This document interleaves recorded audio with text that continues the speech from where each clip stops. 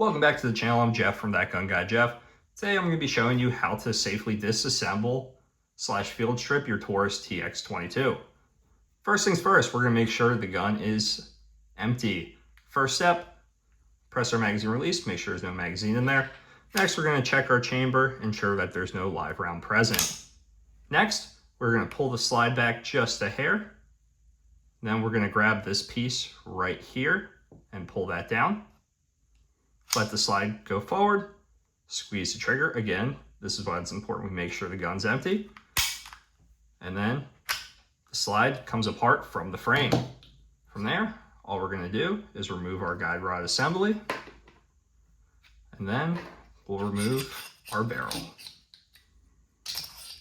And now your TX22 is ready for cleaning or maintenance. If you like this video and want more of it, please hit that subscribe button. Also, let me know down in the comments how you like your TX22. Thank you for watching. Everyone have a safe day.